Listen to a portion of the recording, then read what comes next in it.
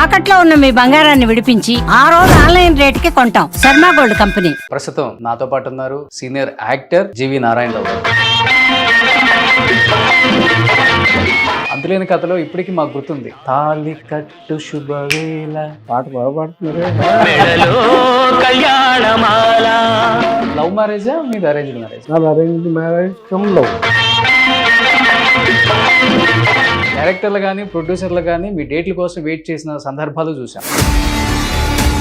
చెప్తారు కదా, ఇండస్ట్రీలో ఎంత టాలెంట్ ఉన్నా కానీ ఒక అదృష్టం అనేది ఇక్కడ పరీక్షించుకోవాల్సి వస్తుంది. ఆ అదృష్టం అనేది దక్కకపోతే ఎంత పెద్ద నటుడైనా కానీ సినిమా అవకాశాలు తగ్గటము, లేకపోతే మంచి క్యారెక్టర్లు రాకపోవటము. కళాకారుడు అనేవాడు నిజమైన కళాకారుడు అయితే తన ప్రతి పాత్రని ఎప్పటికప్పుడు ఫ్రెష్ గానే ఆలోచిస్తాడు.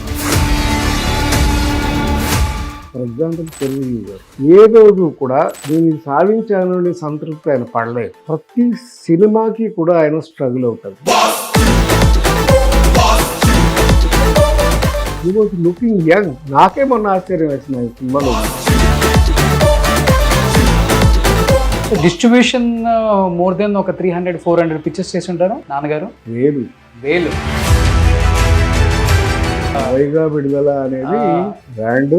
అక్కినేని నాగేశ్వరరావు గారు నటించిన సినిమాలే 90% నా వైగా విడుదల.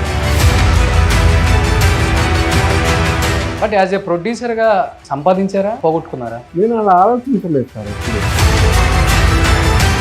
రాళ్లపల్లి గారు, దేవరాజు గారు, మేమందరం కూడా ఒక 5,000 సంపాదిస్తే చాలు కదా నడిపి అని అనుకునేవాళ్ళం. ఏ ఇయర్లో? 1973. ఫస్ట్ సినిమాకి రెమ్యునరేషన్ ఎంతో తెలుసా మీకు? నాకు రజనీకాంత్కి కలిపి ఆయనకు రూపాయలు, నాకు రూపాయలు. ఓకే. రూపాయలు అడ్వాన్స్, అది కూడా చెక్.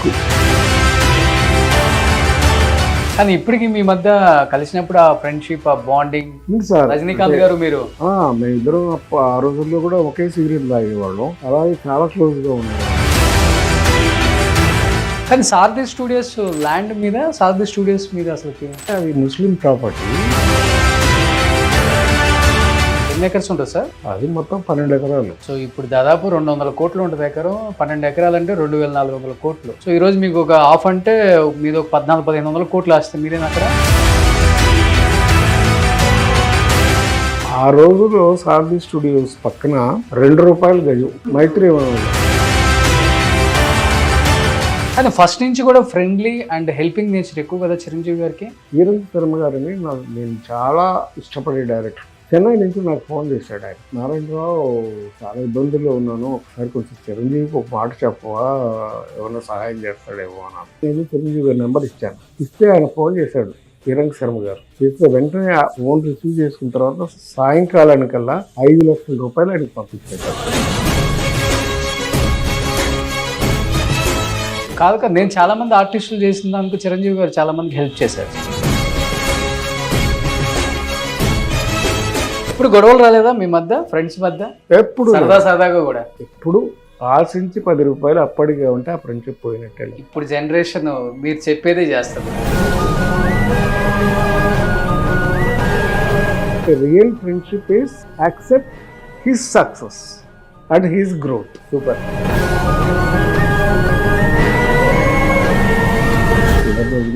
ఏ మనిషి అయినా ఆలోచించాల్సింది మనకు ఏముందో ఉన్నదాంతో తృప్తిపడాలి. వీలైతే అది కూడా లేని వాళ్ళకి సహాయం చేయగలరు. పటాపట్ జయలక్ష్మి గారు చాలా మంచి యాక్ట్రెస్, మంచి హైట్, మంచి ఫేస్, ఫోటోజెనిక్ ఫేస్ ఆమెది. అంటే సూసైడా, చంపేశారా అసలు? ఆమె పెద్ద ఫ్యామిలీలో చేసుకున్నారా ఆమె? సూసైడ్ అనండి. యాక్చువల్గా అయితే నన్ను ఇష్టపడింది, చేసుకోవాలని కోరుకుండేది.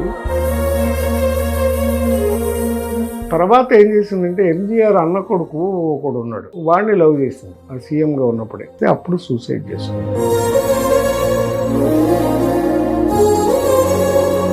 ఫ్యాన్ కి హ్యాంగ్ చేసుకొని చనిపోయారంట. షాక్ అయ్యారు కదా అందరూ. Hi, hello, welcome to Suman TV. నేను మీ రోషన్. సో ప్రస్తుతం నాతో పాటు ఉన్నారు సీనియర్ యాక్టర్ జీవి నారాయణరావు గారు. సార్ నమస్తే.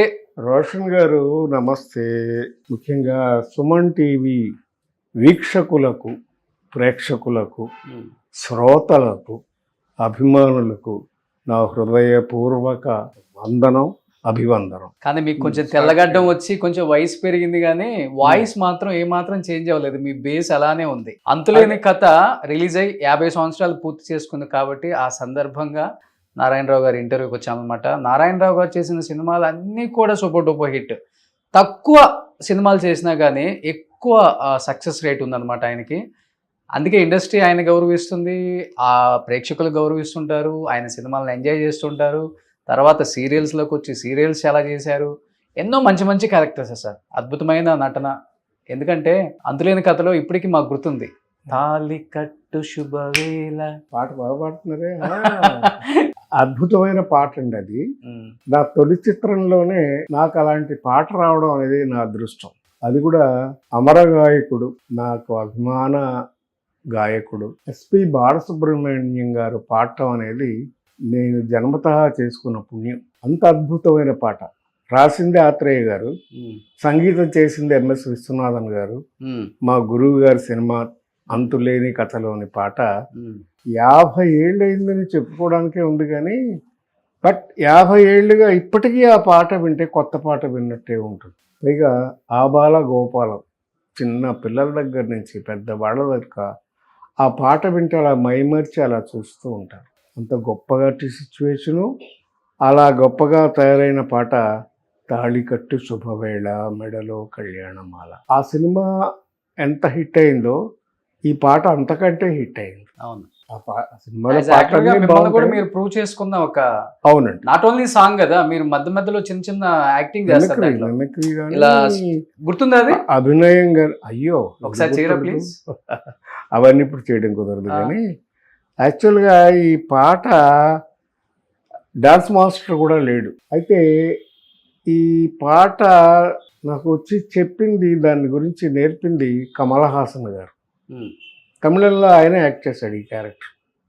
సో అద్భుతమైన హిట్ అయింది తమిళంలో. Aval Oru Thodar Kathai. Okay. Shooting first day Balachandra గారి సినిమాలో జనరల్గా డాన్స్ మాస్టర్ ఉండరు, ఎందుకంటే సిచ్యువేషన్ సాంగ్స్ తీస్తారు ఆయన. కథానుపరంగా ఎవరు అవసరమైతే ఆ పాత్రలు ఎలా కావాలో అలాగే చేయించుకుంటారు. కమల్ హాసన్ గారు వచ్చి నాకు ఫస్ట్ డే నారాయణరావు ఇలా చేశాను అని చెప్పేసి ఆయన వేరే షూటింగ్కి వెళ్ళిపోయాడు. ఆ తర్వాత నేను ఈరంగ శర్మ గారిని మా డైరెక్టర్ గారు, కో డైరెక్టర్ గారు, మేమిద్దరం చేసుకుంటూ నేనే కంపోజ్ చేసుకుంటూ ఆ పాట చేసాం. ఓకే. అది 6 నిమిషాల పాట. సిచ్యువేషనల్గా ఉంటుంది పాట, అంటే దాంట్లో మంచి సిచ్యువేషన్ అసలు. ఎందుకంటే ఒక పక్క జయప్రద, ఒక పక్క నేను, ఇద్దరం ఫెయిల్డ్ లవర్స్. నేను ప్రేమించిన అమ్మాయితో జయప్రద ప్రేమించిన అబ్బాయి పెళ్లి చేసుకుంటాడు. ఆ పెళ్లి సందర్భంలో నేను పాట పాడాల్సి వస్తుంది. సిచ్యువేషనే చాలా గొప్పది. ఆ సిచ్యువేషన్లో చక్కటి పాట తమిళంలో కన్నదాసన్ గారు రాశారు, తెలుగులో ఆత్రేయ గారు, మహారచయిత ఆత్రేయ గారు గురించి ఏం చెప్పాలి. మొత్తం సినిమా స్క్రిప్టు, డైలాగ్ దగ్గర నుంచి అన్నీ కూడా ఆత్రేయ గారే రాశారు. జనరల్గా ఒక సామెత ఉంది, ఏంటంటే సేయింగ్ ఉంది ఇండస్ట్రీలో, ఆత్రేయ గారు డైలాగ్ రాసి ఆడియన్స్ నేర్పిస్తాడు, రాయక ప్రొడ్యూసర్ నేర్పిస్తాడు అని. కానీ అది నిజం కాదు. ఈ సినిమా స్క్రిప్ట్ మొత్తం ఆయన ముందే బైండెడ్ స్క్రిప్ట్ ఇచ్చాడు. సో అలాంటి మంచి సినిమా నాకు దొరకడం అనేది నా అదృష్టం. కానీ చెప్పాలంటే అంతులేని కథ రిలీజ్ అయిన తర్వాత ఎవరు ఎక్స్పెక్ట్ చేసి ఉండరు ఇంత పెద్ద హిట్ అవుతుంది. ఎందుకంటే తారాగణం చెప్పాలంటే పెద్ద సీనియర్లు ఏం లేరు, అసలు లేదు, అందరూ కొత్త వాళ్ళు. రజనీకాంత్ గారు, జయప్రద గారు, అందరూ కొత్త వాళ్ళు, ప్రసాద్ బాబు గారు, అందరూ కొత్త వాళ్ళే. బట్ ఆ సినిమా తర్వాత నారాయణరావు గారి డేట్స్ దొరకడం కష్టం. అప్పుడున్న స్టార్ హీరోలకి ఈక్వల్గా వస్తాడు ఆయన. డైరెక్టర్లు కానీ ప్రొడ్యూసర్లు కానీ మీ డేట్ల కోసం వెయిట్ చేసిన సందర్భాలు చూసాం. అలాంటిది అంటే చెప్తారు కదా, ఇండస్ట్రీలో ఎంత టాలెంట్ ఉన్నా కానీ ఒక అదృష్టం అనేది ఇక్కడ పరీక్షించుకోవాల్సి వస్తుంది. ఆ అదృష్టం అనేది దక్కకపోతే ఎంత పెద్ద నటుడైనా కానీ సినిమా అవకాశాలు తగ్గటము, లేకపోతే మంచి క్యారెక్టర్లు రాకపోవటము, ఇంపార్టెన్స్ ఇవ్వకపోవటము, డెఫినెట్గా ఏదో ఒకటి జరుగుతుంది. మంచి మంచి సినిమాలు హీరోగా యాక్ట్ చేశారు. అంగడి బొమ్మ, తర్వాత మధుసూదన రావు గారితో కూడా మీరు హీరోగా చేశారు. ముత్యాల పల్లకి. కళాకారులు అనేవి ఎదగడం పొదగడం అనేది సహజం. అసలు జీవితంలోనే ఆటుపోట్లు అనేవి ఉంటాయి. అవి లేకుండా ఏ జీవితం నడవదు. అందుకని అందరూ ఒకే స్టేజ్లో ఉంటారంటే ఉండరు, ఓకే. ఎవరు ఉండరు. కానీ అలా అనుకునే ఉంటారు కదా చాలా మంది హీరోలు ఎవరైనా. ఎందుకు అనుకుంటారు? అరే ఒక స్టేజ్కి వెళ్ళాను, లేదు ఇంకా కిందకి రాకూడదు, వస్తే చిన్న చూపుగా ఉంటుంది ఇండస్ట్రీలో అని ఉండదా? మీ రోజుల్లో ఎక్కువ కదా ఇంకా అది. ఉండదు. ఎందుకు ఉండదంటే కళాకారుడు అనేవాడు నిజమైన కళాకారుడు అయితే తను ప్రతి పాత్రని ఎప్పటికప్పుడు ఫ్రెష్గానే ఆలోచిస్తాడు. ఓకే. ఫర్ ఎగ్జాంపుల్ చిరంజీవి గారు ఏ రోజు కూడా నేను ఇది సాధించాను అని సంతృప్తి ఆయన పడలేదు. ప్రతి సినిమాకి కూడా ఆయన స్ట్రగుల్ అవుతాడు. ఇవాళ లేటెస్ట్ సినిమా మొన్న నేను చూసాను, ఆ సినిమాలో కూడా ఆయన యంగ్గా కనపడటానికి ఎంత అవస్థపడ్డాడో, ఎంత కృషి చేసి ఉంటాడో ఊహించగలరా మీరు? At the age of 70 years. ఒక అక్కినేని నాగేశ్వరరావు గారు నాకు తెలిసి దసరా బుల్లోడు సినిమాలో యంగ్గా కనిపించడం కోసం ఆయన చాలా కృషి చేశాడు. ఓకే. డాన్స్ కానీ అవి కానీ అంత కృషి చేశాడు. అలాగే చిరంజీవి కూడా ఈ సినిమాకి ఎంత కృషి చేసి ఉంటాడో ఊహించండి. He was looking young. నాకే మొన్న ఆశ్చర్యం వేసింది ఆయన సినిమాలో చూస్తే. మా ఫ్రెండ్ ఇద్దరు ఒకటే ఏజ్ గ్రూప్. అది కాదు, ఏంటి కుర్రాళ్ళగా తయారవుతున్నాడు రోజు రోజుకేని. దానికి స్పెషల్ అట్రాక్షన్ ఏంటంటే ఆయన డ్రెస్సింగ్. వాళ్ళ అమ్మాయి డిజైన్ చేస్తుంది సుస్మిత, ఎంత అందంగా ఉన్నాడు. నాకే అసలు ఆశ్చర్యం వేసింది, అంత బాగున్నాడు. సో నటుడు అనేవాడికి పాత్ర ముఖ్యం, దాంట్లో జీవించడం ముఖ్యం, దాన్ని ప్రజెంట్ చేయడం ముఖ్యం. ఆ టెక్నిక్స్ అన్నీ నేర్చుకున్నవాడే మంచి యాక్టర్. ఓకే. వయసు పెరిగినంత మాత్రాన అయిపోతుంది ఏం లేదు. ఫర్ ఎగ్జాంపుల్ అమితాబ్ బచ్చన్ గారిని తీసుకోండి, ఆయన ఏ పాత్రకి ఆ పాత్రని అన్వయించుకుని చేస్తున్నారు ఇప్పటికీ. ఆర్టిస్ట్ అనేవాడికి ఆ ఎల్లలు లేవు. మీకు ఎప్పుడు అసలు బాధ కూడా అనిపించదు? ఇప్పుడు ఎందుకు చేశాను, హీరోగా చేశాను. ఎందుకంటే చిలకమ్మ చెప్పింది అనుకుంటా, మీరు హీరో, రజనీకాంత్ గారు విలన్, అవునా? అంటే సైడ్ క్యారెక్టర్. మరి అలాంటి స్థాయిలో ఉన్న నారాయణ మరి కుక్క కాటు చెప్పు దెబ్బలో నేను హీరో, చిరంజీవి గారు విలన్. అవును. ఆ స్థాయికి సంబంధం లేదు. మేమందరం ఒకటే బాటలో నడిచిన బాటసారులు. ఎక్కడ ప్రయాణం మొదలెట్టామో ఎలా సాగుతుందని ఎప్పటికప్పుడు చెక్ చేసుకోవాలి తప్ప ఎవరెక్కడ ఉన్నారు అంటే అది కుదరదు. సో అలాగా మేము ట్రావెల్ చేసిన, అలాగా ఎవరైనా అంతే. బాలకృష్ణ గారు తీసుకోండి, నాగార్జున గారు తీసుకోండి. నాగార్జున గారు వచ్చిన కొత్తలో అయితే పేటా సీన్ అసలు చేయలేడు అని అందరు నవ్వేవారు. అలాంటిది అన్నమయ్య, రామదాసు వచ్చిన తర్వాత ఆయన విజృంభించాడు. సో ఎప్పటికప్పుడు ఆర్టిస్ట్ ప్రిపేర్ అయి ఉండాలి. అలాగే he has to present himself. దానికి సరైన అవకాశం రావాలి, ఆ స్క్రిప్ట్ దొరకాలి, ఆ మంచి డైరెక్టర్ దొరకాలి. అలాగా దొరికినప్పుడు వాళ్ళ ప్రతిభ బయటకు వస్తుంది. కానీ మీ ఇంట్లోకి రాగానే నాకు బాగా నచ్చిన ఫోటో మీ వెనకుంది పైన. అవునండి, 5 బ్యాచ్. అవును. సో ఫస్ట్ నేను, మీరు, నా ప్రసాద్ బాబు గారు, రాజు గారు, మన నరసింహరాజు గారు, సుధాకర్ గారా కాదు, మహర్షి రాఘవ. ఓకే. యాక్చువల్గా మీరు కరెక్ట్గా గెస్ట్ చేశారు. సుధాకర్ని అడిగాము, సుధాకర్ చేయను అన్నాడు.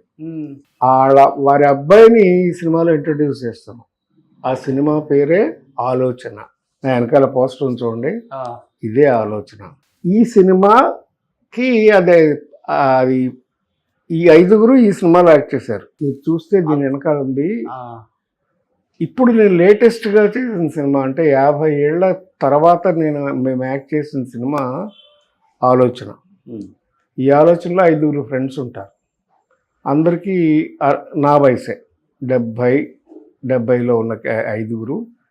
వాళ్ళ యంగ్ టైం ఊహించి మా డైరెక్టర్ గారు అది పెయింట్ చేశాడు. ఓకే. అది రియాలిటీ కాదు, పెయింటింగ్. So painted. ఆయన మా చాచా గారిని ఆయన director. Okay. He himself is a painter. Okay. So he painted, he is done a art work అని తయారు చేశాడు అది, ఆ ఫోటో. ఓకే. అది అలా ఉన్నవాళ్ళు ఇప్పుడు ఈ వయసులో ఉన్నారు. అందుకే నేను ఇప్పుడు ఇదంతా ఎందుకు చేస్తున్నానంటే ఆ ఆలోచన సినిమా కోసం. ఈ ఆలోచన సినిమా ఇప్పుడు పూర్తి అయింది, ఈ నెలలోనే విడుదల అవబోతోంది. Okay, super. సూపర్ సినిమా అది, మంచి సినిమా అది, ఉమ్. మంచి కథ. అందరూ కూడా చాలా బాగా నటించినటువంటి మంచి సినిమా. కానీ అనుకుంటాం కదా సార్, ఇప్పుడు సినిమా ఇండస్ట్రీ అంటే చాలా ఈజీ అయిపోయింది అందరికి, వచ్చే వాళ్ళకి, డైరెక్టర్స్కి కానీ యాక్టర్స్కి కానీ. కానీ ఒకప్పుడు సినిమా ఇండస్ట్రీ అంటే కనీసం షూటింగ్ చూడటానికి లోపలికి వెళ్ళటానికి కూడా పర్మిషన్ ఉండేది కాదు. గేట్ బయటే నెట్టేస్తారు. ఓకే. అలాంటి స్థాయి నుంచి ఈ స్థాయి వరకు సినిమా ఇండస్ట్రీని చూస్తూనే ఉన్నారు కదా మీరు. అవును. మీరు రజనీకాంత్ గారు ఫిల్మ్ ఇన్స్టిట్యూట్లో ఫస్ట్ బ్యాచ్. అవును. మీ తర్వాత వేరే బ్యాచ్, తర్వాత చిరంజీవి గారు సెకండ్ బ్యాచ్ లో రాజేంద్ర ప్రసాద్. అవును, రాజేంద్ర ప్రసాద్. ఆయన కూడా మాతోనే చదువుకున్నాడు. మాకు 2 ఏళ్ళ కోర్సు. ఓకే. ఫస్ట్ ఇయర్ మేము ఉన్నాం, మాకు సెకండ్ ఇయర్ లో రాజేంద్ర ప్రసాద్ జాయిన్ అయ్యాడు వచ్చి. కానీ అప్పుడు ఎలా ఉంటాయి సార్ ఈ సినిమా కష్టాలు, సినిమా అవకాశాలు, ఒకరినొకరు హెల్ప్ చేసుకోవటం, తినక పస్తులుండి డబ్బులు లేక? రకరకాలు ఉన్నాయండి ఇందులో. అలాగూ ఉంది, ఇలాగూ ఉంది.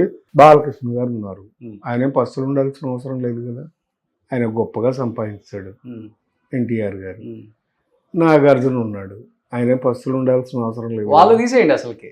ఎందుకు అలా ఎంతమంది? వాళ్ళ ఫాదర్స్ అందరు కష్టపడ్డారు కదా, వాళ్ళు ఫాదర్స్ తో పాటు తర్వాత వచ్చింది మీరు కష్టపడ్డారు. ఎవరైనా కష్టపడక తప్పదు. ఎందుకంటే టాలెంట్ అనేది ఇట్స్ నాట్ ఎవడబ్బా సొమ్ము కాదు. So they have to earn, they have to learn and earn. ఎవడైనా సరే నేర్చుకుంటానే కదా సంపాదించేది. సో నేర్చుకోవడానికి అందరు కష్టపడాలి. ఇప్పుడు రామారావు గారికి 11 మంది కొడుకులు, ఒక బాలకృష్ణ గారు ఎందుకు నిలబడగలిగారు?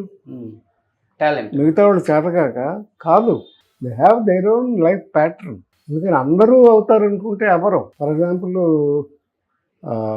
కృష్ణ గారు అబ్బాయిలు ఉన్నారు. రమేష్ బాబు ఎందుకు హీరో కాలేకపోయాడు? ముందే రమేష్ బాబుని హీరోని చేద్దామని ట్రై చేశాడు ఆయన, అవ్వలేదే. మహేష్ బాబు ఒక్కడే అయ్యాడు. అందుకని ఎవరికి it's not a return property కాదు, ఇది కృషి. మీ బ్యాచ్ లో మీరు అనుకున్నారా ఫస్ట్ ఎవరు అవుతారు? ఒక ఆపర్చునిటీ అందరికీ కూడాను. మా అందరికీ వచ్చినప్పుడు నుంచి, ఫర్ ఎగ్జాంపుల్ రజనీకాంత్ ఉన్నాడు అనుకోండి, వాడు ఎప్పుడు హీరో అవుతాను అనుకోవాలా. ఎందుకు? He aimed at Shatrughna Sinha, హిందీలో గొప్ప విలన్, స్టైలిష్ విలన్. అంత అయితే చాలు వచ్చాడు ఆయన సినిమా ఇండస్ట్రీకి, ఇన్స్టిట్యూట్కి. సో అందుకని ఆయన స్టైల్స్ ప్రాక్టీస్ చేశాడు, రకరకాల కృషి చేశాడు. ఓకే. చేస్తే దాంతో సక్సెస్ అయ్యాడు. శత్రుఘ్న సిన్హాకి 1000 రెట్లు ఎదిగిపోయాడు. అవును. అదంతా ఆయన కృషి. అది ఏ పుస్తకాల్లోనూ రాయలేదు, ఏ ట్రైనింగ్ స్కూల్లోనూ నేర్పరు. స్కూల్ అనేది ఎందుకంటే, ఇప్పుడు ఒక యూనివర్సిటీలో చదువుకున్నాడు, వాడు చదువుకుంటే కదా వాడు స్కాలర్ అయ్యేది. అవును. ఇన్స్టిట్యూట్కి వెళ్ళిపోతే, యూనివర్సిటీకి వెళ్ళిపోతే వాడు స్కాలర్ అయిపోతాడా? అవడగా. So he has to implement his talent. Okay. అలాగా ఎవరికి వాళ్ళు వాళ్ళ టాలెంట్ని ఇంప్రూవ్ చేసుకోవాలి. సో ఆయన స్టైల్ ట్రై చేశారు. స్టైల్సే ట్రై చేశాడు కానీ ఆయన ఏనాడు హీరో అవుతాను అనుకోలేదు. కదా, నేను ఆర్టిస్ట్ అవుదాం అనుకున్నాను, మంచి ఆర్టిస్ట్ అవ్వాలని నా కోరిక. అందుకే నేను మొదటి నుంచి కూడా I was on to good films. నేను కమర్షియల్ సినిమాలు ఎక్కువ చేయలేదు. ఎందుకు చేయలేదని నాకు నచ్చం. ఓకే. ఫైటింగ్లు, గొడవ, ఇవన్నీ అంటే ఏదో ఒక సెంటిమెంట్, ఒక ఇది లేకపోతే, కథలో పర్పస్ లేకపోతే నాకు నచ్చేవి కాదు. ఓకే. నా అదృష్టానికి అంతులేని కథలో క్యారెక్టర్ పడింది కనుక నేను ఆర్టిస్ట్ని అయ్యాను. అయిన తర్వాత కూడా నేను ఎప్పుడు చూసిగానే ఉన్నాను. నాతో పాటు వచ్చిన వాళ్ళు 500 సినిమాలు 600 సినిమాలు చేసిన కళాకారులు కూడా ఉన్నారు, సక్సెస్ అయిన వాళ్ళు కూడా ఉన్నారు. I was always selective.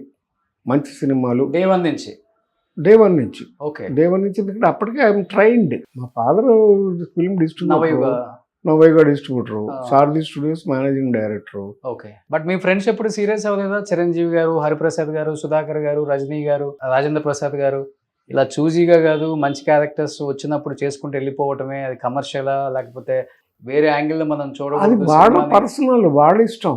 మిమ్మల్ని నన్ను ఎందుకు అడుగుతారు? గైడ్ చేయాల ఎప్పుడు అలాంటి ఆలోచన మేము ఒకడొకడు అనుకోలేదు. కాకపోతే చిరంజీవి గారికి ఇప్పుడు హయ్యర్ లెవెల్లో ఆలోచన ఉండేది. ఓకే. అది నాకు తెలుసు. ఓకే. ఎందుకంటే ఎప్పుడైనా టాప్కి వెళ్ళాలి అనే ఆలోచన ఉండేది.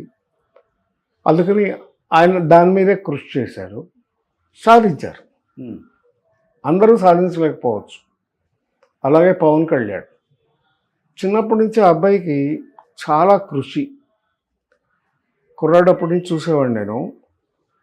మొదట్లో చాలామంది అడిగారు, నేను చాలాసార్లు అడిగా, నేను ఒక సినిమా తీస్తాను నీతో యాక్ట్ చేయమని.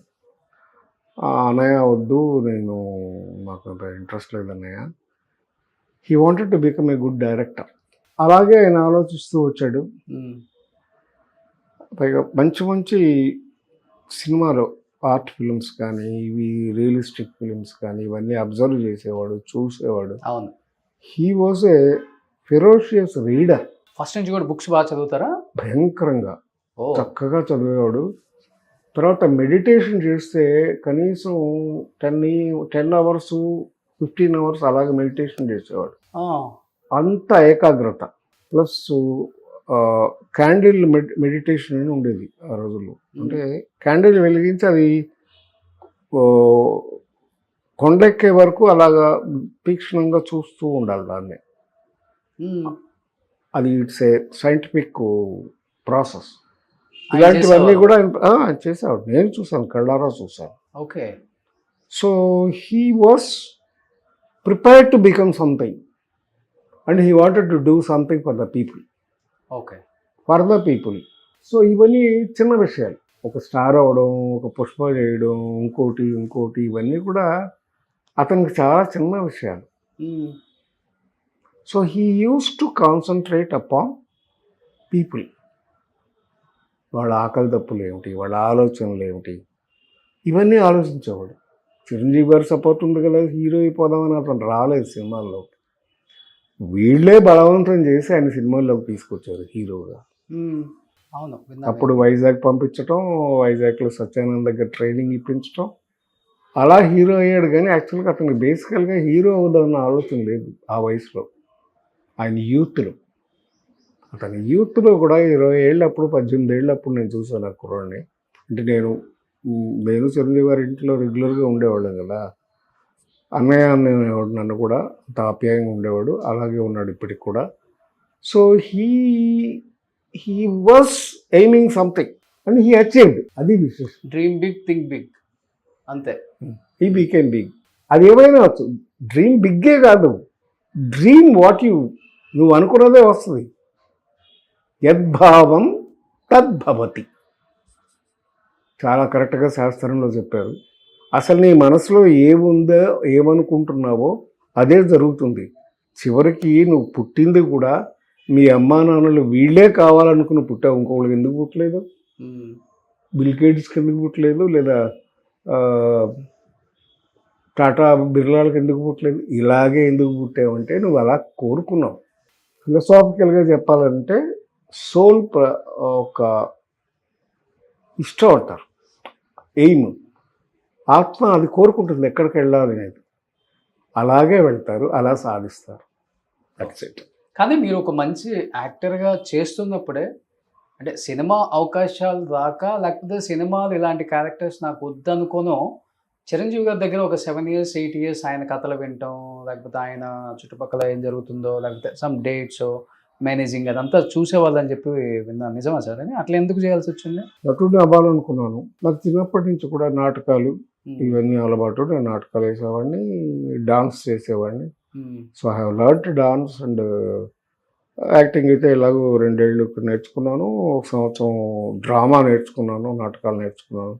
నాట్య విద్యాలయం స్కూల్లో చదువుకున్నాను. So I wanted to become an actor. Okay.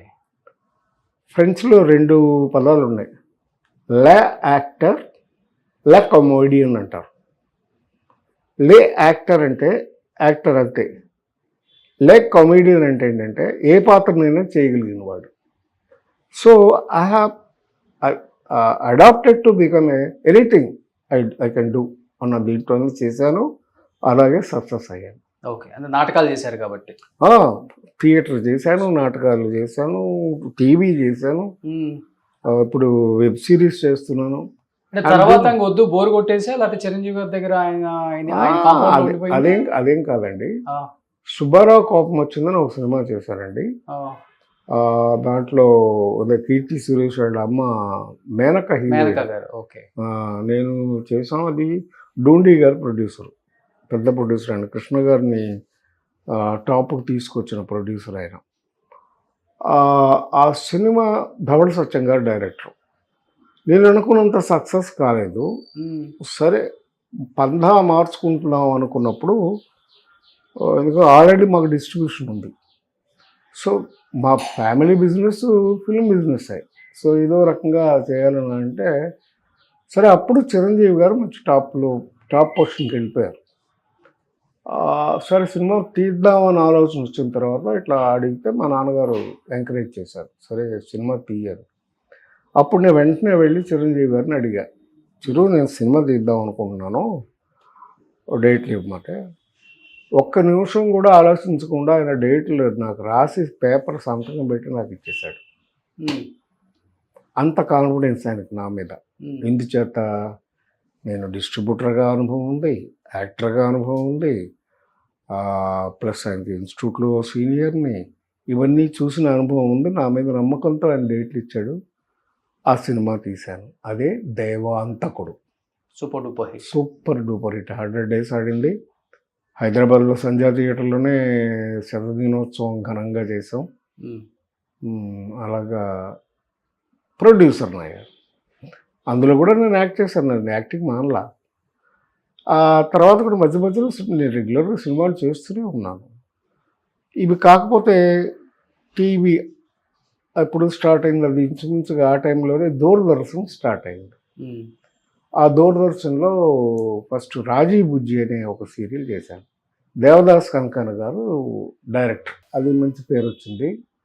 అలాగా టీవీలో కూడా సీరియల్స్ చేయడం మొదలుపెట్టాను. ఆ తర్వాత ఈ ముడికి మూడు మీ అందరికీ తెలుసు, సుధాకర్, నేను, హరిప్రసాద్ కలిస్తూ, అదేమో సూపర్ డూపర్ హిట్. మ్యూజికల్గా కూడా అద్భుతమైన పాటలు, 6 పాటలు super hit songs. First golden disc వచ్చిన సినిమా అదే. ఓకే. దాంతో రాజ్కోటి కూడా మ్యూజిక్ డైరెక్టర్స్గా పెద్దవాళ్ళు అయిపోయారు. 2 హీరోయిన్స్, 2 కూడా చాలా అద్భుతంగా చేశారు దాంట్లో, విజయశాంతిను, రాధ. అలాగా కెరియర్లో కూడా ఎప్పుడు తప్పటడుగు నేను వేసింది లేదు. సక్సెస్ ఫెయిల్యూర్ అనేది మన చేతుల్లో లేదు. బట్ ఫెయిల్యూర్ వచ్చినప్పుడు పెద్ద బాధ ఏం పడరు, జాగ్రత్త పడతాం అంతే. ఎందుకంటే ఎందుకు పోయింది అని కూడా ఆలోచిస్తాను. ఫర్ ఎగ్జాంపుల్ ఇంటికి వరుద్రమా అని ఒక సినిమా తీశాను. అది తెలుగులో అంతగా ఆడాల. ఎందుకు ఆడలేదంటే యాక్చువల్గా దాంట్లో సుజాత గారు హీరోయిన్. సుజాత గారికి అప్పటికి గోరింటాకు ఇలాంటి మంచి మంచి సినిమాలు చేసి సాఫ్ట్ ఇమేజ్ ఉండేది. ఇంటికి వరుద్రమంలో ఏంటంటే ఇట్స్ ఏ పవర్ఫుల్ క్యారెక్టర్. దాంట్లో సుజాత గారిని జనం చూడలేకపోయారు. ఇంపాక్ట్ పదే ఉంటుంది కదా అప్పుడు ఆడియన్స్. అదే కనుక నేను అప్పట్లో శారద గారితో తీసుంటే సూపర్ హిట్ అయ్యి ఉండేది. డిస్ట్రిబ్యూషన్ మోర్ దెన్ ఒక 300-400 పిక్చర్స్ చేసి ఉంటారు నాన్నగారు. వేలు అప్పుడు అసలు మనకి టైటిల్స్ లోనే నవయుగ విడుదల అనేది ఒక బ్రాండ్. అక్కినేని నాగేశ్వరరావు గారు నటించిన సినిమాలే 90% నవయుగ విడుదల.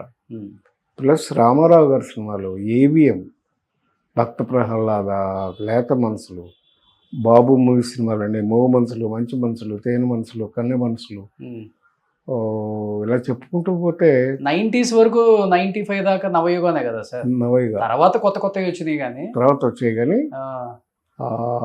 నవయుగ తర్వాత లక్ష్మీ ఫిల్మ్స్ అని, ఆ తర్వాత మంచి కంపెనీలో వచ్చాయి కానీ నవయుగానే. అవును. It's a pioneer film distribution company. అవును. బట్ యాజ్ ఎ ప్రొడ్యూసర్గా సంపాదించారా, పోగొట్టుకున్నారా? ఏం సంపాదించాను? ప్రేక్షకులను సంపాదించుకున్నాను. సంపాదించుకోలేదా? నేను అలా ఆలోచించలేదు సార్ ఎప్పుడు. ఎందుకో నా బ్రెయిన్కి ఆ ఆలోచన రాలేదు. లేకపోతే వేరే అసలు ఒక 5,000 సంపాదిస్తే సార్ సినిమాలో నటించాను అనుకున్న ప్రయత్నించాను నేను. ఎందుకంటే అప్పట్లో మేము నాటకాలు వేసేవాళ్ళం, నేను, రాళ్లపల్లి గారు, దేవదాస్ గారు, మేమందరం కూడా ఒక 5,000 సంపాదిస్తే చాలు కదా నెలకి అని అనుకునేవాళ్ళం. నెలకి ఏ ఇయర్లో? 1973. 73లో 5,000 అంటే పెద్ద విషయం. మీ అదే అప్పటికి రేంజ్కి మేము ఆలోచించింది అది. ఆ, అంతదాకా ఎందుకు, మాకు ఫస్ట్ సినిమాకి రెమ్యూనరేషన్ ఎంతో తెలుసా మీకు? ఉమ్, నాకు రజనీకాంత్కి కలిపి ఆయనకు ఒక 1,000 రూపాయలు, నాకు ఒక 1,000 రూపాయలు, ఓకే. చెరి 100 రూపాయలు అడ్వాన్స్, ఆ, అది కూడా చెక్కు. ఓకే. అది తీసుకుని మైలాపూర్లో వాళ్ళ ఆఫీసు, బాలచంద్ర గారి ఆఫీసు, ఆ, అరంగనాథ్ గారు అని ఆయన ప్రొడ్యూసరు, ఓకే. ఆ చెక్కులు తీసుకుని ఆ మైలాపూర్ నుంచి 12B అని ఒక బస్సు ఉండేది, ఆ బస్సు ఎక్కి వడపల్లికి వెళ్ళాం. వడపల్లిలో మురుగన్ గుడి ఉంటుంది, ఆ గుడిలో పెట్టి దండం పెట్టుకుని బయటకు వచ్చాం. ఉమ్, ఇప్పుడు ఆయన ఎక్కడ ఉన్నాడు, నేను ఎక్కడ ఉన్నాను. బట్ ఆ 100 రూపాయలు మమ్మల్ని నటులను చేస్తుంది. సూపర్ కదా, గ్రేట్ సార్. కానీ ఇప్పటికి మీ మధ్య కలిసినప్పుడు ఆ ఫ్రెండ్షిప్, ఆ బాండింగ్, ఉంది సార్. రజనీకాంత్ గారు మీరు మేమిద్దరం ఆ రోజుల్లో కూడా ఒకే సిగరెట్ తాగేవాళ్ళం, ఆ, అలాగే చాలా క్లోజ్గా ఉండేవాళ్ళం. ఓకే. మా ఇంటికి వచ్చేవాడు, మా అక్కయ్య అని పిలిచేవాడు. ఉమ్, తన అంటే తనకు కొంచెం ఫైనాన్షియల్ ఇబ్బందులు ఉండేవి, ఎందుకంటే తను చాలా పెద్ద రిస్క్ తీసుకున్నాడు. బస్ కండక్టర్గా ఉద్యోగం చేస్తూ సాఫీగా చదువుతున్న జీవితం నుంచి 2 ఏళ్ళు చదువుకోవడానికి ఫిల్మ్ ఇన్స్టిట్యూట్కి వచ్చేసాడు, ఉద్యోగం వదిలేసి. అబ్బా, ఎంత రిస్క్ అండి అది. అవుతాడో లేదో తెలియదు, అవ్వాలని కోరిక ఉందంతే. వచ్చేసాడు. వచ్చేస్తే అక్కడ మెడ్రాస్లో ఎక్కడ ఉంటాడు, నేనంటే మాకు సిస్టర్ ఉన్నారు. అప్పటికే మా సిస్టర్, మా బావగారు ప్రొడ్యూసరు. నా ఫిల్మ్ ఇండస్ట్రీ మొదటి నుంచి అంతా మా వాళ్ళంతా లేదు. ఆయన ఉండటానికి మా ఫ్రెండే విఠల్ ప్రసాద్ అని నా ఫ్రెండ్. అయితే ఆయన ఇంట్లో పేయింగ్ గెస్ట్ లాగా ఉండేవాడు. పేయింగ్ గెస్ట్ అనే పేరే కానీ ఆ విఠల్ ప్రసాద్ వాళ్ళ అమ్మగారు, ఇద్దరు వాళ్ళ అన్నదమ్ములు అయితే 3వ కొడుకులాగా చూసుకున్నారు ఆవిడ. చెన్నైలో ఉన్నారు కదా విఠల్ ప్రసాద్ గారు, ఇంకా ఉన్నారు, నేను మాట్లాడాను సినిమాల్లో కూడా యాక్ట్ యాక్ట్ చేస్తుంటారు. చేస్తున్నారు. ఇప్పుడు వాళ్ళ అమ్మాయి కూడా ఇక్కడ హైదరాబాద్లోనే ఉంటుంది, ఉమ్, అప్పుడప్పుడు వస్తూ ఉంటాడు. నా క్లాస్మేట్ వాడు. ఓకే. అయితే చిరంజీవి గారిని ఇంట్లో పెట్టుకొని దగ్గర ఒక 5 ఏళ్ళు 6 ఏళ్ళు వాళ్ళ ఇంట్లోనే ఉండేవాడు. అక్కడే చదువు అయిపోయింది, సినిమాలు చేశాడు, స్టార్ అయ్యాడు. స్టార్ అయిన తర్వాత కళ్యాణ మంటపం కట్టాడు. ఉమ్, ఆ కళ్యాణ మంటపానికి మేనేజర్ చేసి పెట్టాడు ఆ విఠల్ ప్రసాద్. సూపర్. సో ఆ ఫ్యామిలీ అంతా చూసుకున్నాడు ఆయన. వాళ్ళ అమ్మగారికి ఫ్లాట్లు, ఇల్లు అన్నీ కొనిపెట్టాడు. చాలా బాగా చూసుకున్నాడు వాళ్ళందరినీ. So it's a life pattern. ఇప్పుడు నేను వచ్చిన పద్ధతి వేరు, రజనీ వచ్చిన పద్ధతి వేరు. ఉమ్, మీరు అన్నట్టు రజనీ కష్టపడే వచ్చాడు. ఆ రోజు యాక్చువల్గా తన జేబులో డబ్బులు కూడా లేవు. మా ఇంట్లోకి వచ్చి చక్కగా మా అక్కయ్యను భోజనాలు అన్నీ మా ఇంట్లో చేసి వెళ్తూ 2 రూపాయలు అడిగి తీసుకెళ్ళేవాడు ఖర్చులు, ఉమ్, పాకెట్ మనీ. ఉమ్. సో ఇలా మేము కలిసే పెరిగాం. ఆ రోజులు వేర్లే, ఆ రోజులు వేరు. వేరు. అదే ఇప్పుడు చిరంజీవికి వచ్చేసరికి చిరంజీవికి అలాంటి పరిస్థితి లేదు. ఓకే. ఎందుచేతనంటే చిరంజీవి ఫాదర్కి యాక్టింగ్ అంటే చాలా ఇష్టం, ఉమ్, వెంకట్రావు గారికి. ఆయన మెడ్రాస్ వచ్చి సినిమా యాక్టర్ అవుదామని ట్రై చేసి కూడా ఉమ్, ఒక సినిమాలో యాక్ట్ చేశారు కూడా. ఓకే. జగత్ కిలాడిలో ఎస్వి రంగారావు గారి హీరో. అక్కడ సక్సెస్ కాలేదని ఇంటికి వెళ్ళిపోయారు వెనక్కి. ఆయన బిజినెస్ ఆయన ఇన్స్పెక్టర్గా చేస్తూ వచ్చారు. ఇది అబ్కారీ ఇన్స్పెక్టర్ అంటారు, దాన్ని చేస్తున్నారు. చిరంజీవిని ఆర్టిస్ట్ చేయమని ఆయన ఎంకరేజ్ చేసి పంపించారు మెడ్రాస్కి.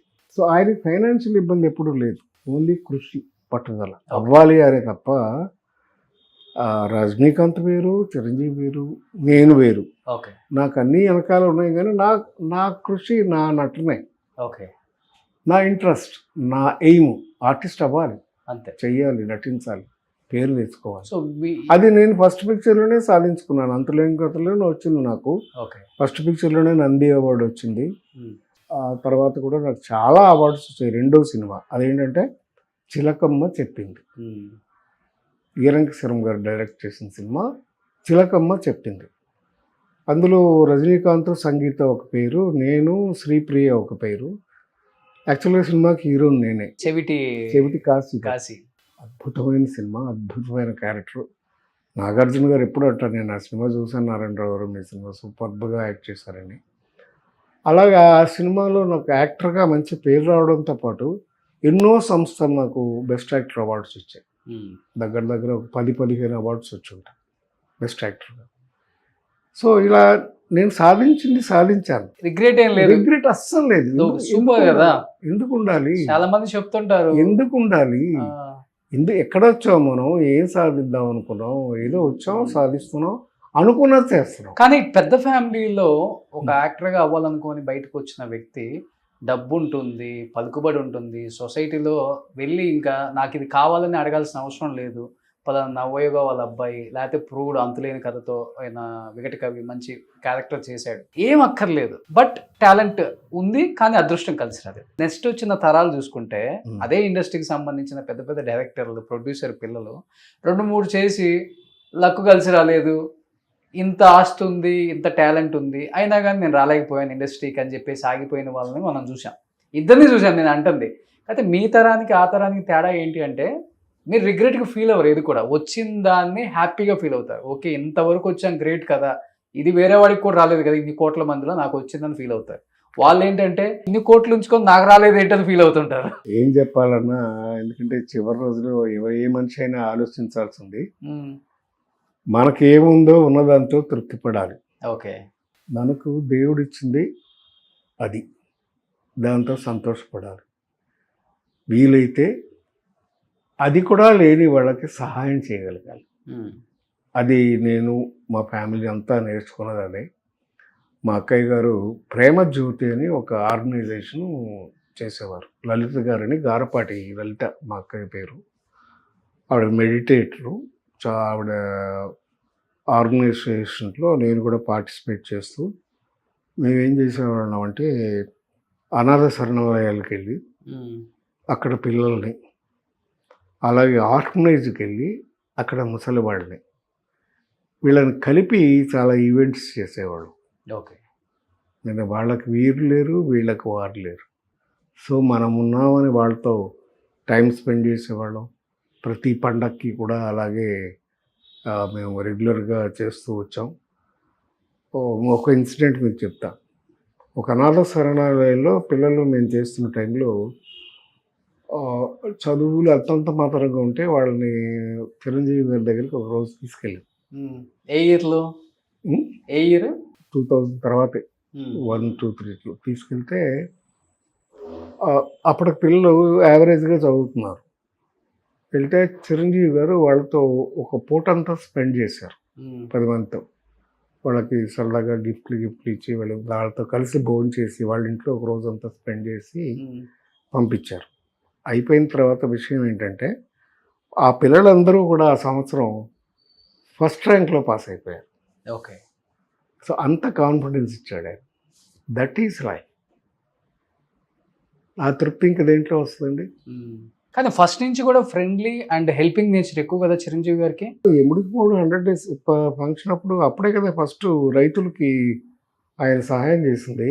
అవును, ఆత్మహత్యలు చేసుకున్న రైతు కుటుంబాలకు సహాయం చేశాడు కదా. అది కాకుండా ఆయన గుప్తధనాలు చాలా చేశాడండి. అది మీకు ఎవరికి తెలియదు ఆ విషయాలు. He has a wonderful humanity. So same thing మా రజనీకి కూడా అదే ఉంది బుద్ధి. వాడు ఏం చేస్తారంటే ఎప్పుడు వాళ్ళ ఇంట్లో పాయిస్ గార్డెన్ అని పెద్ద బంగ్లా, ఆ బంగ్లాలో గేట్ పక్కనే ఒక పెద్ద హాల్ లాగా ఉంటుంది. అందులో మొత్తం సరుకులు ఉంటాయి. కందిపప్పు, మినపప్పు, బియ్యం, పంచదార, ఉప్పు, బెల్లం అన్నీ ఉంటాయి. ఎవరికి కావాలంటే వాళ్ళు వచ్చి తీసుకెళ్ళచ్చు ఫ్రీ. ఓకే, ఇవి కాకుండా ఆయనకి ఇంకా ఆస్తులు ఎన్ని ఉన్నాయో ఏమిటో అవన్నీ నేను ఎప్పుడు అడగలేదు, వాడు ఎప్పుడు చెప్పలేదు. ఇప్పటికీ వాడు వీడియోనే మాట్లాడతా, ఏం తప్పుగా అనుకోకండి, ఎందుకంటే మా ఫ్రెండ్షిప్ అలాంటి. ఆ మంచి మనసు ఉండాలి సార్. చిరంజీవి గారితో ఈ బాండింగ్ ఉందా మీకు? ఆయనతో ఇంకా ఉండేది ఎక్కువ. ఎందుకంటే కొంచెం స్టార్డమ్ పెరిగిన తర్వాత సార్ అని పిలుచుకునే దాకా వచ్చారా? సార్ నేను లేదు, కానీ మొదట్లో మీ జూనియర్ కదా ఇన్స్టిట్యూట్, జూనియర్లో మొదట్లో నన్ను అన్నయ్య అనేవాడు, వయసులో పెద్దడిని కదా.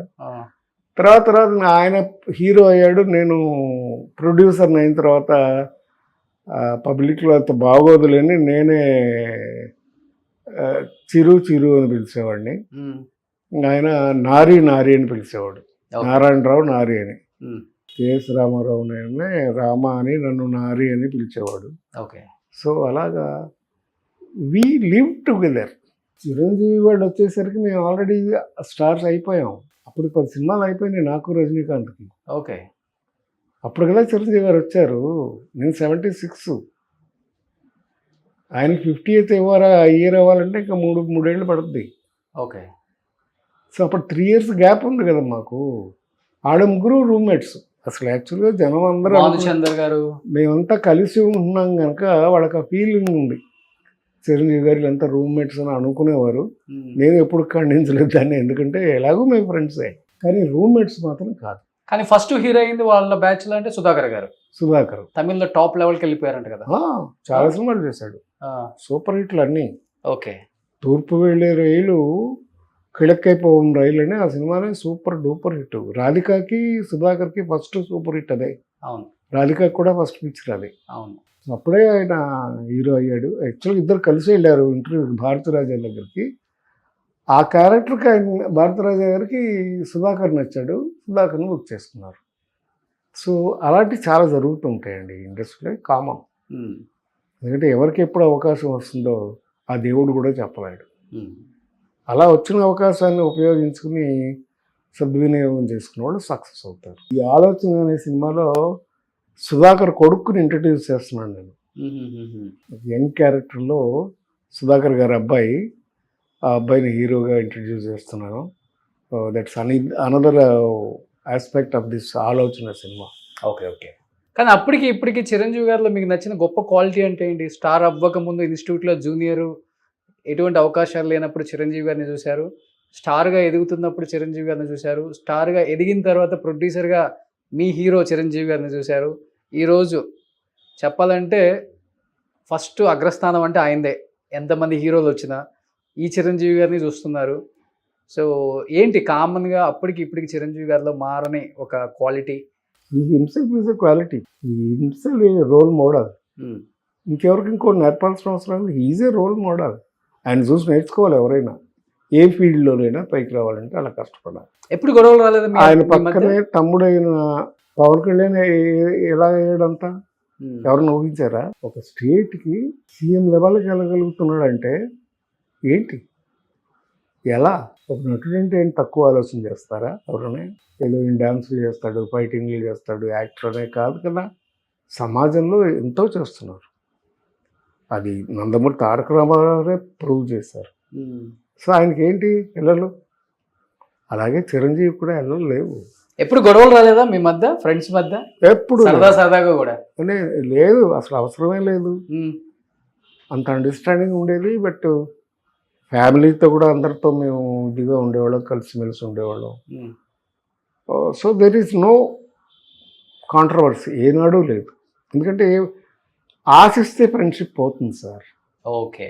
ఎప్పుడు ఆశించి 10 రూపాయలు అప్పటికే ఉంటే ఆ ఫ్రెండ్షిప్ పోయినట్టే. ఇప్పుడు జనరేషన్ మీరు చెప్పేదే చేస్తున్నారు. ఎక్కువ ఎక్స్పెక్టేషన్, ఏదో కావాలి అని ఎక్స్పెక్ట్ చేసి ఫ్రెండ్షిప్ చేస్తే కట్ అవుతుంది, కట్ అయిపోద్ది. So real friendship is accept his success and his growth. Super sir. ఇది చాలా మంది ఫాలో అవ్వాలి. ఇది ఫాలో అవ్వట్లేదు ఫార్ములా. సో ఎంజాయ్ చేయి. ఒక సర్కిల్ వచ్చిన తర్వాత ఒక అంటే బాగా రిచ్ ఫ్రెండ్తో స్టార్ట్ అయిందంటే ఫ్రెండ్షిప్, నెక్స్ట్ డేనే ఏదో ఒకటి ఎక్స్పెక్ట్ చేస్తున్నావు వాడితో జర్నీలో. అది తప్పు. నీ బిజినెస్లో ఇంత షేర్ ఇవ్వు, తప్పు. నీది ఒక కార్ ఇవ్వు, వద్దు. ఒక అమౌంట్ ఎందుకు ఆశించు? ఆయన బాగుండాలని ఆశించు చాలు. అందుకంటే ఏం కావాలి? ఆయన బాగుంటే నువ్వు బాగున్నట్టే, వాళ్ళ కుటుంబం బాగుంటే నీ కుటుంబం బాగున్నట్టే. Why what for? నీకు చేతగానప్పుడు, నీకు లేనప్పుడు, జరగనప్పుడు ఆశించు, తప్పులేదు. ఆదుకుంటే ఫ్రెండ్షిప్ గొప్ప. ఆశించనక్కర్లేదు, వాళ్ళే చేసేస్తారు. అది చేస్తారు. చేయకపోయినా కూడా మనం అడగచ్చు. ఒక ఎగ్జాంపుల్ చెప్తాను మీకు. ఈరంకి శర్మ గారిని నేను చాలా ఇష్టపడే డైరెక్టర్. బాలచంద్ర గారు కో డైరెక్టర్. నన్ను హీరోగా పెట్టుకుని 3 సినిమాలు తీశాడు ఆయన. చిలకమ్మ చెప్పింది, నాలాగా ఎందరో, కుక్క కాటుకు చెప్పు దెబ్బ.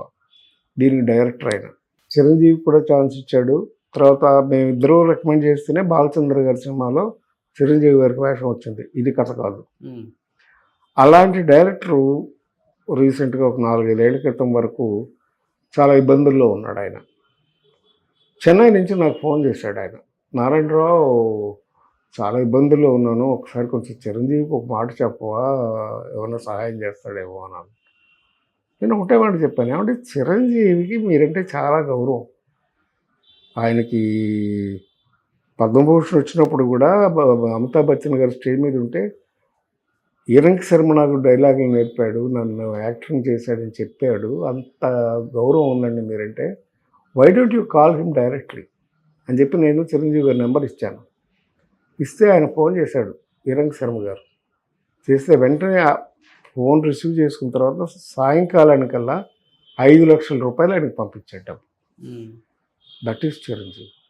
అది ఎవరితోనూ చెప్పుకోడు, ఆయన ఎందుకు చెప్పుకోవాలి? అవును, నేను చాలా నేను చెప్పకూడదని చాలా నుంచి చాలా మంది ఆర్టిస్టులు చేసిన దానికి చిరంజీవి గారు చాలా మందికి హెల్ప్ చేశారు. చాలా మందికి హెల్ప్ చేశాడు, ముఖ్యంగా డైరెక్టర్లు ఉన్నా కూడా అంతే హెల్ప్ చేశాడు అవసరం ఉన్నప్పుడు. సో దట్ ఈస్ వాళ్ళు చేయాల్సింది. అంతేగాని ప్రతి వాళ్ళకి అంటే ఇప్పుడు సినిమాలు అన్న తర్వాత ఆయన ప్రొఫెషనల్ ఇబ్బందుల్లో ఆయన నిలబడడానికి ఆయన ఇప్పటికీ కృషి చేస్తున్నాడుగా. ఆ స్టేజ్లో ఉన్నాడంటే ఎలా ఉన్నాడండి?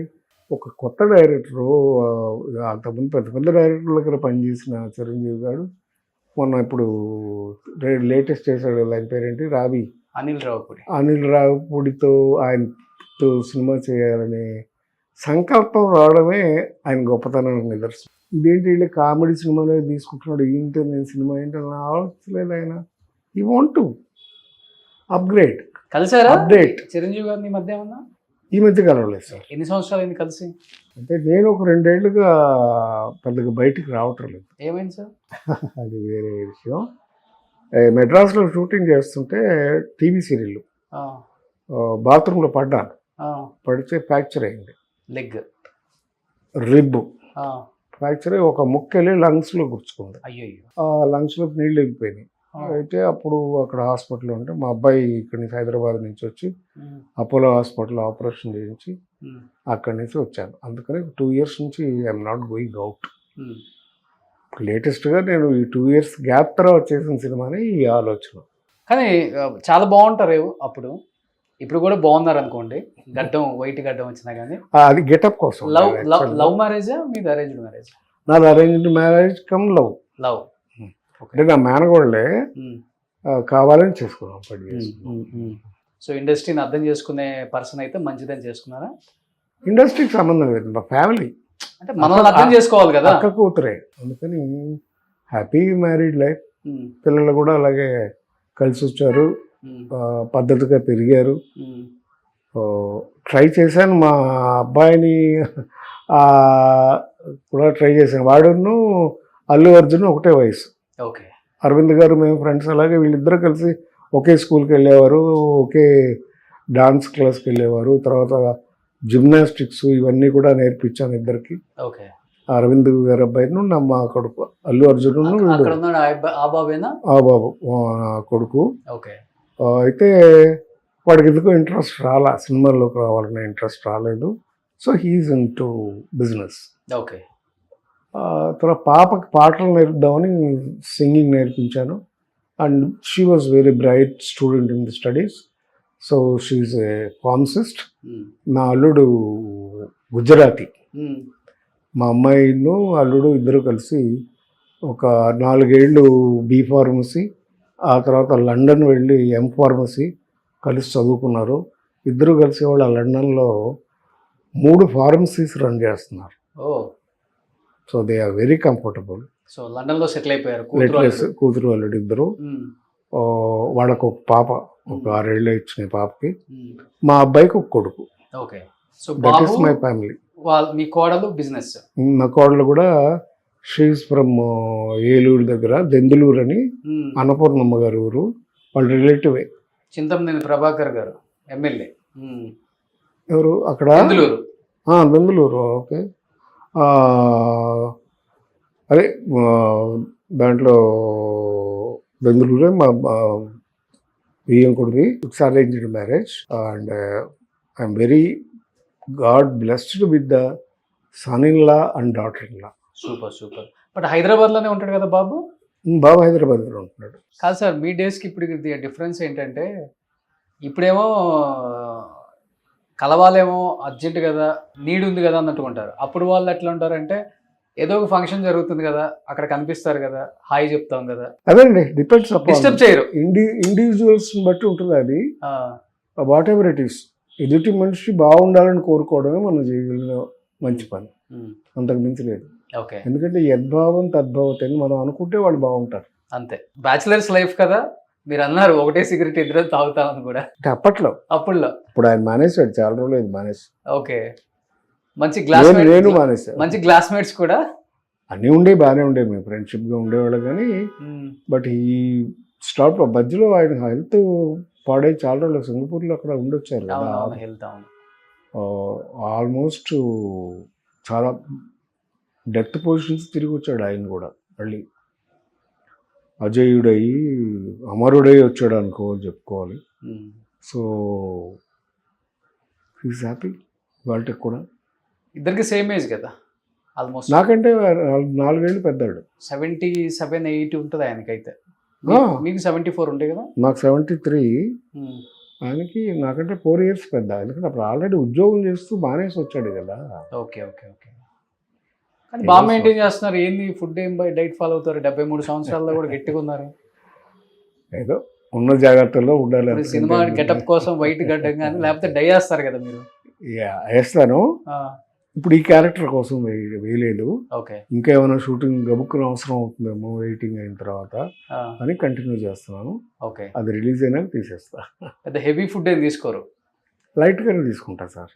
ఎందుకంటే నేను మొదటి నుంచి డైట్ విషయంలో జాగ్రత్త పడతాను. ఎందుకంటే ఒక ఊరి కథ సినిమా మీకు తెలుసు కదా. అప్పట్లో నేను చేసినప్పుడు మృణాల్ సేన్ గారు ఆ సినిమాలో వేషం ఇవ్వడానికి నేను కమల్ హాసన్ తీసుకెళ్ళి చూపించా. ఆ క్యారెక్టర్ మృణాల్ సేన్ గారికి చూపించా పామగురు హోటల్లో.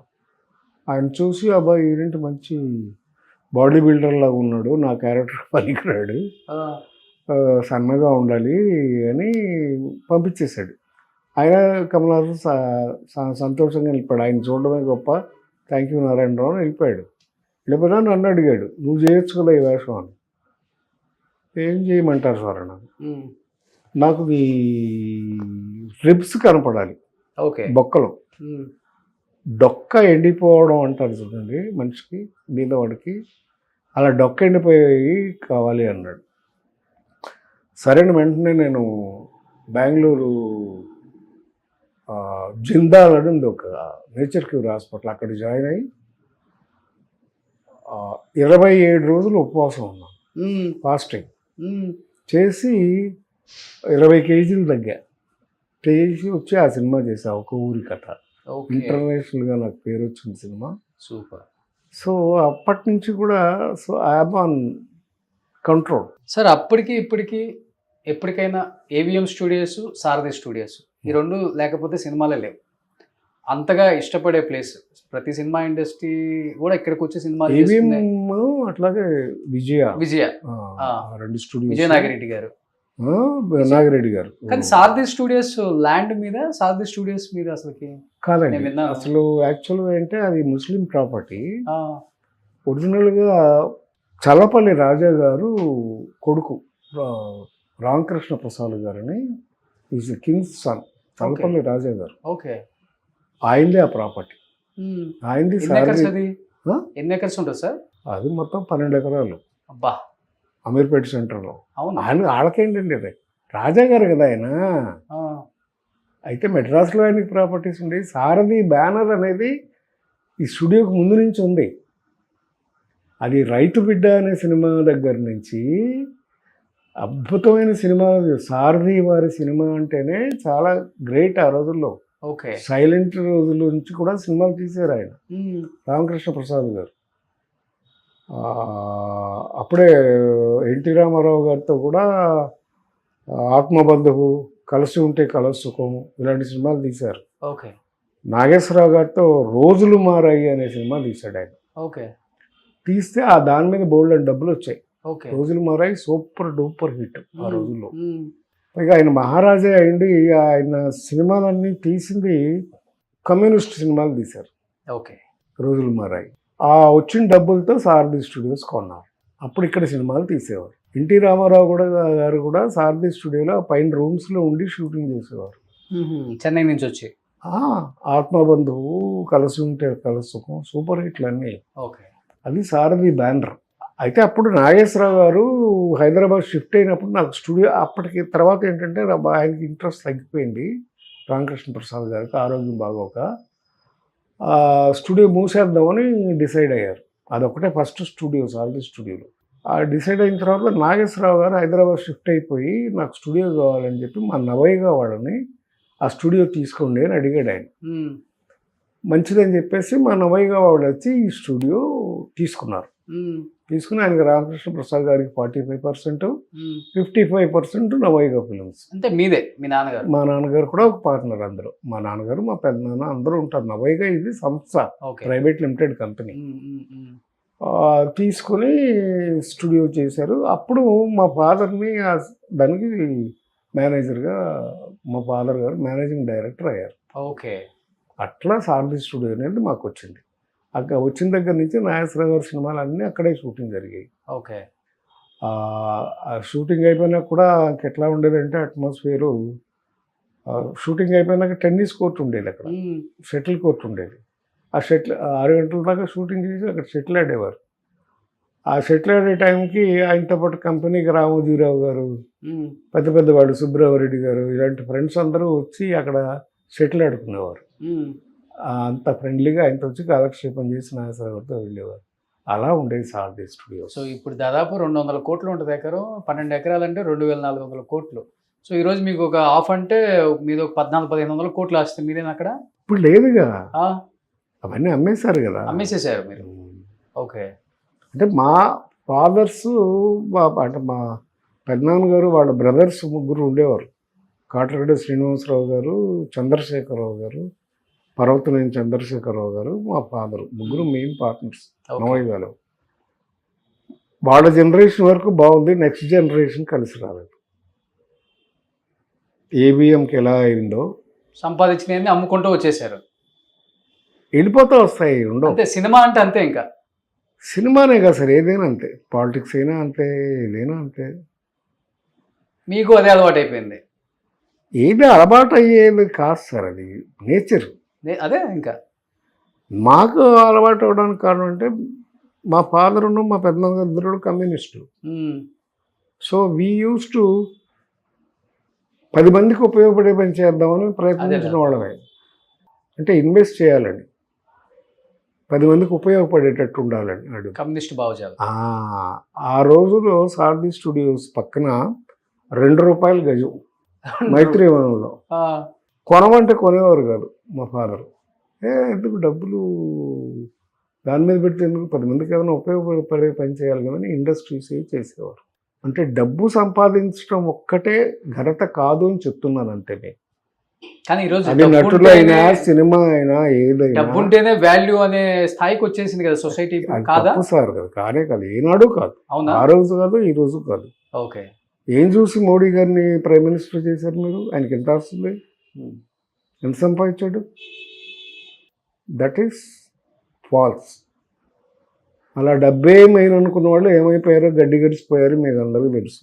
గవర్నమెంట్లో చేసి గడ్డి తిని కూడా డబ్బులు సంపాదించిన వాళ్ళు, దాచుకున్న వాళ్ళు ఎక్కడ పెట్టుకుంటారు, ఏం చేసుకుంటారు? ఆ మనీ అందరూ మీలాగా ఆలోచిస్తే సొసైటీ ఇలా ఎందుకు తయారైంది, రాష్ట్రాలు ఇలా ఎందుకు ఉంటాయి సార్? అదే చూస్తూ ఈ కూడా చూస్తూనే ఉన్నాం కదా. అమ్మని చెల్లిని బయటికి వెళ్ళగొట్టినోడు కూడా బాగానే ఉన్నాడు కదా. మరి డబ్బు ఒకటే సంపాదిస్తే సరిపోయిందా? ఏం చేసుకుంటారు? ఎవరూ పట్టుకెళ్ళేదేం లేదు ఇక్కడి నుంచి. we have to give, we have to live. Sir మీ టైంలో వచ్చిన హీరోయిన్ కదా పటాపట్ జయలక్ష్మి గారు, చిరంజీవి గారితో కూడా తీశారు సినిమా. అవును, చాలా మంచి యాక్ట్రెస్, మంచి హైట్, మంచి ఫేస్, ఫోటోజెనిక్ ఫేస్ ఆమెది. చాలా కథలో కూడా ఉన్నారు.